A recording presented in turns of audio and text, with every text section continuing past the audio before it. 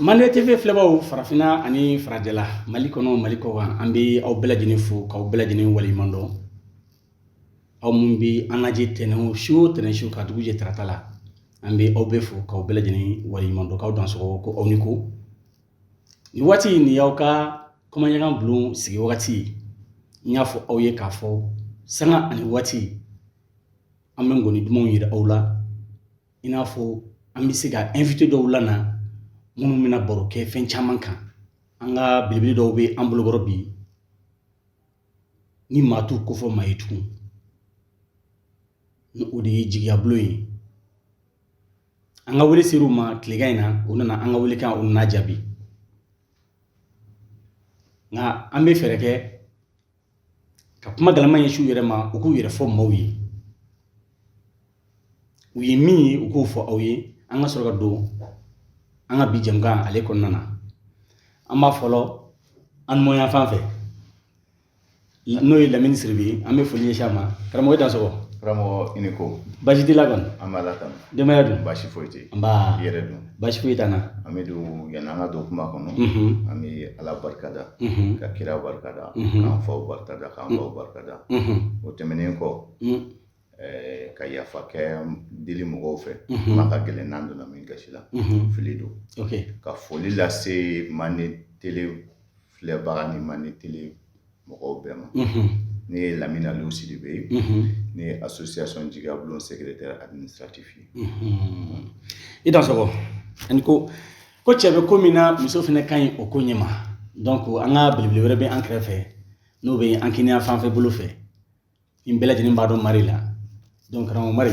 i dansɔgɔ i ni ko kɔri baasi t'i la baasi fosi tɛ n na i ka denbaya dun baasi si t'u la o diyara n ye alhamdulilayi i bɛ folikan ɲɛsin i kanubaw ma ka tila k'a yira maaw la k'a fɔ Mari yɛrɛ ye jɔn ye i dansɔgɔ dansɔgɔ i ni ko an b'a o diyara n ye n bɛ foli lase an filɛbaga n'an kanubaga bɛɛ lajɛlen ma ne tɔgɔ ye Mariam Makalu bɛɛ bɛ n dɔn Mari de la festival Djiguiya bulon o vice présidente de ye ne ye voilà d'accord aw dansɔgɔ ani ko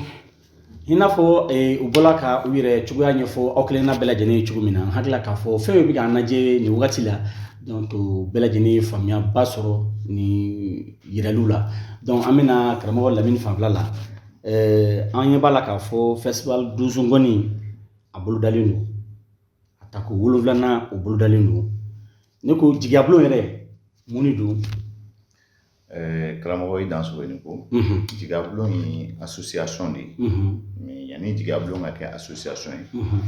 anw de farala ɲɔgɔn kan cɛ ni muso an kɔni bɛ taa gɔnifɔyɔrɔ la culture de diyara n ye ka danbew olu bɔ kɛnɛ kan an farala ɲɔgɔn kan an bɛ taa donsongɔniw na an ye ɲɔgɔn dɔn ten donsongɔnifɔyɔrɔ la an kɛlen ka ɲɔgɔn dɔn an nana fara ɲɔgɔn kan k'a kɛ association ye association tɛmɛnen kɔ an y'a ye donsow ka festival min kɛ an y'a ɲini n'an bɛna donso ngɔni o festival sigi sen kan an ye édition fɔlɔ daminɛ en 2016 ala barika la an sera ka première édition kɛ 2016 mais an bɛ fɛ k'a dɔn yanni an ka taa yɔrɔ jan Djiguiya bulon daminɛ ka na se bi ma a bɛ taa waati joli la nin y'a san 7nan ye Djiguiya bulon festival yɛrɛ kɛra mais an yɛrɛ y'an ka récépissé sɔrɔ 2015 mais anw bɛ ɲɔgɔn bolo min tɛ Djiguiya bulon ye parce que a y'a sɔrɔ an bɛ ɲɔgɔn sɔrɔ gɔnifɔyɔrɔ nin y'a san 20 ye dɔw ta ye san 15 ye dɔw ta ye san 20 ye an b'o la an bɛ ɲɔgɔn bolo ten cogo la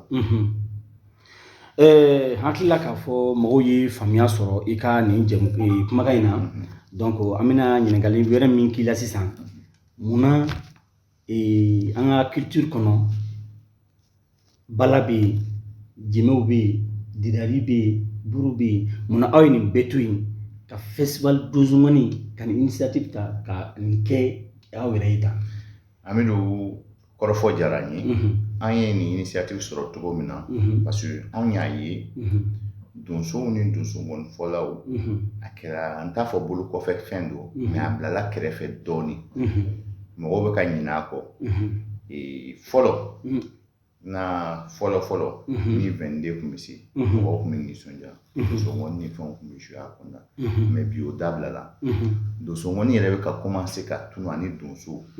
bon donso mɔgɔw y'a kɛ ɲuguntɔ fɛn ye n'a fɔra ɲuguntɔ fɛn o genre mɔgɔw mana ye ɲuguntɔ fɛn tɛ se u bɛ siran b'a fɔ n'o finikolokɛlaw don mɔgɔ juguw don alors que tɛ n'i gɛrɛ olu la i b'a dɔn mɔgɔ minnu don karamɔgɔ Lamini i Dansɔgɔ donc an bɛna an ka belebele fan fɛ n'o ye Mari ye donc Mari an bɛ fɛ k'a dɔn sisan Djiguiya bulon kɔnɔ musow jɔyɔrɔ ye mun ye Djiguiya bulon kɔnɔ i bɛ se k'o fɔ an ye. N bɛ se k'o fɔ aw ye ɲininkali diyara n ye kosɛbɛ Amidu parce que anw yɛrɛ fɛ yan Mali la yan n'i y'a ye k'a fɔ ko musow bɛ dusukɔni hukumu kɔnɔna na balanako don mɔgɔ caman bolo ka sɔrɔ musow yɛrɛ jɔyɔrɔba de bɛ dusuya kɔnɔna na dusukɔni tɛ ko cɛw dɔrɔn munna an musow jɔyɔrɔ bɛ dusukɔni ko kɔnɔna na mɔgɔ caman bɛ lagosiw kɛ mais lagosi ko tɛ dusuya tɛ kafiriya ye bolo kɔfɛ ko tɛ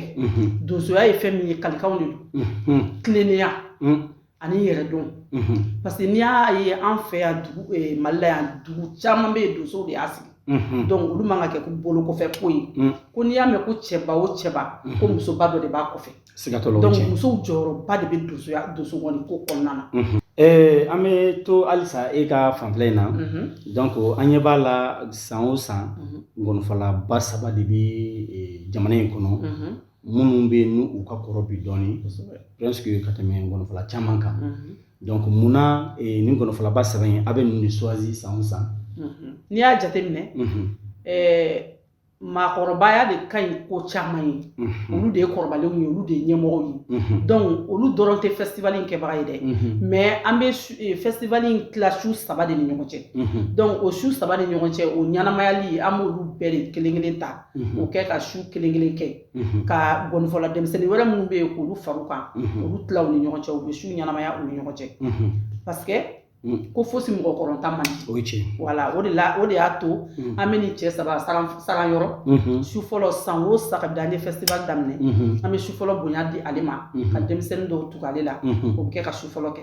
filanan fana an bɛ gɔnifɔ seguba ta ou bien an bɛ gɔnifɔ madu ta ka denmisɛnnin dɔw fara ale fana kan o bɛ su filanan ɲanamaya su sabanan fana b'o cogo kelen na donc ni san kelen na san o san kɔni saran yɔrɔ ale bɛ su fɔlɔ kɛ filanan madu b'o kɛ sabanan seguba b'o kɛ donc su fɔlɔ ni filanan ni sabanan o bɛ yɛlɛma seguba ni madu cɛ ni madu y'a datugu ɲina san wɛrɛ seguba b'a datugu a ko b'o cogo de la. Diɲɛlatigɛ fɛn o fɛn n'a bɛ kɛ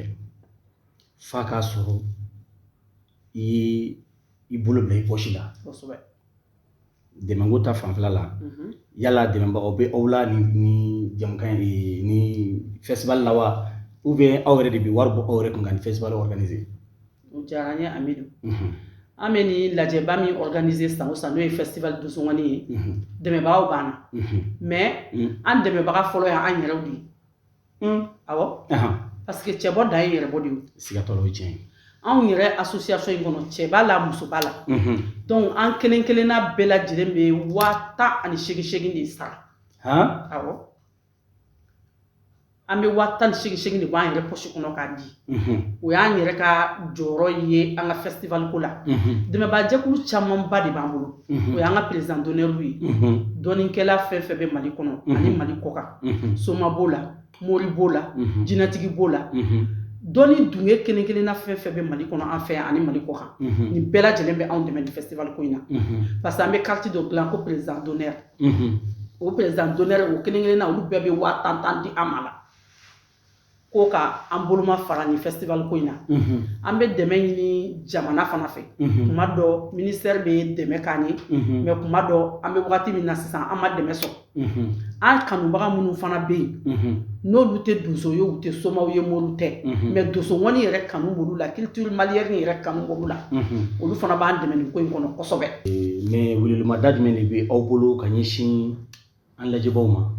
An bɛ welewelema min kɛ ka ɲɛsin an lamɛnbagaw ma an bɛ foli lase aw yɛrɛ ma Mandé télé tiɲɛna muso ka radio baarakɛla bɛɛ fo surtout Rakumali mɔgɔw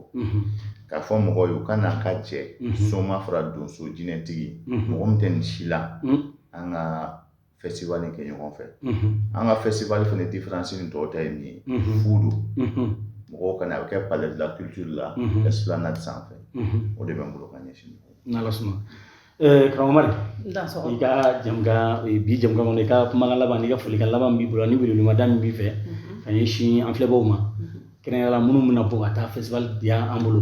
i bɛ se ka welewelema da kɛ kosɛbɛ n bɛ se ka welewelema da min kɛ o de ye Mali kɔnɔ yan ani Mali kɔ kan farafinna ani farajɛla cɛ ni muso denmisɛn ani makɔrɔba ka welewelema da kɛ ka se bɛɛ lajɛlen ma festival donso ŋɔni ka ta ko 1 kɛ ka 2 kɛ ka 3 kɛ f'a bɛ 7nan na donc ni festival ko in min filɛ nin ye anw ta tɛ ni festival in ye bilen nin ye jamana yɛrɛ de ta ye sisan k'a ɲini ka welewelema da kɛ bɛɛ lajɛlen fɛ cɛ ni muso bɛɛ ka bɔ ka na an ka festival in kɛ ɲɔgɔn fɛ festival in tɛ kulonkɛ ni donso ŋɔni fɔ dama ye dɛ barodala sugu b'a la komi ne balimakɛ fɛn caman b'a kɔnɔ ka kuma kungo lakana cogo kan parce que i y'a mɛn i b'a fɔ ko donsokɛ fɔlɔ i ko ko kungo yɛrɛ kungo bɛ lakana cogo di kungo sogo bɛ lakana cogo di donc barodala sugu bɛɛ bɛna kɛ festival in na o kɔnɔna na sugu bulon fana bɛna sigi an ka fɛn kɔrɔw kan laadala fɛn kɔrɔ minnu b'an fɛ yan sugu bulon fana b'an bolo o bɛ sigi o kan donc an ka festival in fana dɔrɔmɛ 1 tɛ sara la i bɛ taa c'est pour que ka culture malienne yɛrɛ valoriser toujours ka donso ŋɔni ka valoriser diɲɛ fan 14 bɛɛ la hali bi mɔgɔw ka dɔn ko donsoya tɛ dɔwɛrɛ ye kafiriya tɛ silamɛya ye donsoya ye parce que donsoya ko tilennenya ani kan kelentigiya donc ka welewelema da kɛ ka se bɛɛ lajɛlen ma aw bɛɛ ka na an ɲɔgɔn na kalan ka tila ka ɲɔgɔn na kulɔn bonya ani karama kɔnɔ k'a ɲini k'an mago bɛ jama bɛɛ lajɛlen na fo n'a bɔra mɔgɔ 2 la zon ani kɛlɛkɛla ala k'an kisi olu ma donc parce que n'i bɛ jama dalajɛ a ma nɔgɔn o ye tiɲɛ ye mɔgɔ min bɛ kɛlɛ kɛ an t'o fɛ mɔgɔ min mana ni min ye o kana taa n'o ye ka bɛɛ lajɛlen welelen don an fɛ donc hali gɔnifɔlaw mana na ni wari min dɔrɔn o kana taa n'a ye d'accord Mariam an b'i fo Kalamin Siribe k'i fo donc an bɛ dugawu kɛ ala k'a don yira an na o bɛɛ lajɛlen na o kɔfɛ an bɛna image min yira o la sisan nɔ